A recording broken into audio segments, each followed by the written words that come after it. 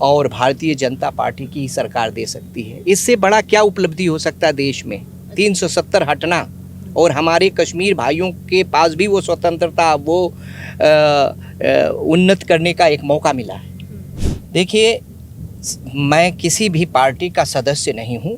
किसी व्यक्ति के से व्यक्तिगत संबंध हो सकते हैं, लेकिन मैं न समाजवादी पार्टी का सदस्य हूँ, न किसी भी पॉलिटिकल पार्टी का सदस्य हूँ।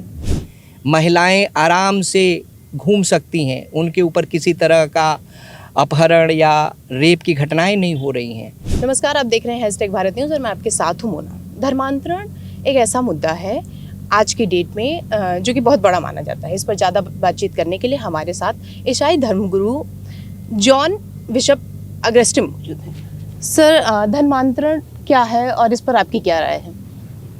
देखिए, धर्मांतरण एक व्यक्ति दूसरे धर्म को अपनाता है। मैं आजकल जो चल रहा है धर्मांतरण के बारे में अक्सर मैं पेपरों में पढ़ रहा हूँ कि ईसाई पादरी और जो बिशप्स हैं ये धर्मांतरण करा रहे हैं गरीब असहाय ईसाइयों का, हिंदुओं का। इसका मैं शुरू से भी विरोधी रहा हूँ।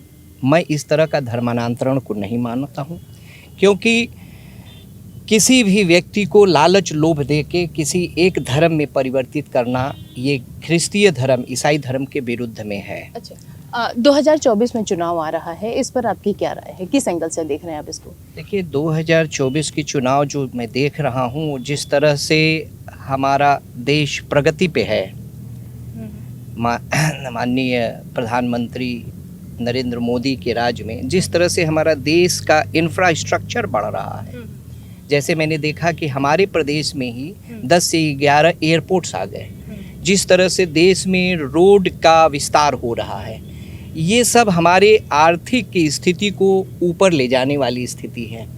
और जिस तरह से प्रधानमंत्री नरेंद्र मोदी जी के कार्यकाल में जिस तरह से देश, भारतवर्ष एक अंतर्राष्ट्रीय स्तर पर काफ़ी ऊंचाइयों पे पहुंचा है। आज हमें पूरा विश्व जानता है, हमारे प्रधानमंत्री को जानता है, और जिस तरह से पूरे विश्व में हमारा नाम बढ़ रहा है, उससे मुझे लगता है कि नरेंद्र मोदी जी की सरकार को और भारतीय जनता पार्टी की सरकार को 2024 में पूर्ण रूप से, पूर्ण बहुमत से आना चाहिए। क्योंकि जिस तरह से देश को ले जा रहे हैं, क्या आप नहीं सोचती हैं कि सालों से हमारा देश आज़ाद हुआ 1947 में, और आज 370 जो हम लोगों को कश्मीर में स्वतंत्रता प्राप्त हुआ, ये केवल नरेंद्र मोदी जी और भारतीय जनता पार्टी की ही सरकार दे सकती है। इससे बड़ा क्या उपलब्धि हो सकता है देश में? 370 हटना और हमारे कश्मीर भाइयों के पास भी वो स्वतंत्रता, वो उन्नत करने का एक मौका मिला है। अच्छा, इससे आप कितना सहमत हैं?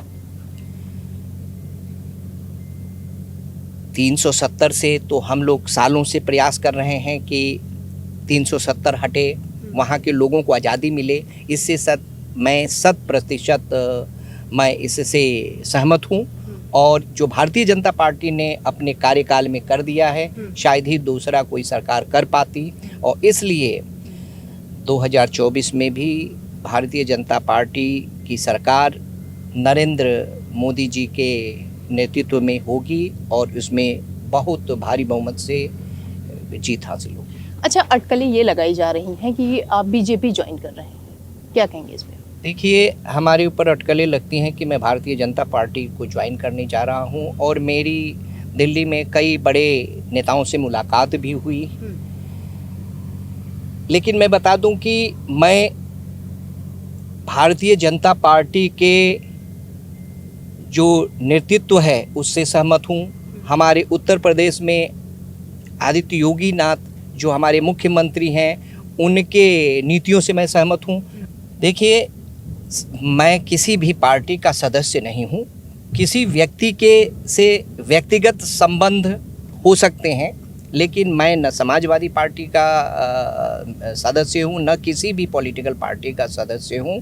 आज महिलाएं गोरखपुर से नोएडा तक स्वतंत्रता से जा सकती हैं। जिस तरह का हमें सिक्योरिटी मिला है, महिलाओं के लिए सिक्योरिटी, माफिया मुक्त प्रदेश बना है। आज कोई गरीब असहाय लोगों की ज़मीनें नहीं हड़पी जा रही हैं, महिलाएं आराम से घूम सकती हैं, उनके ऊपर किसी तरह का अपहरण या रेप की घटनाएं नहीं हो रही हैं।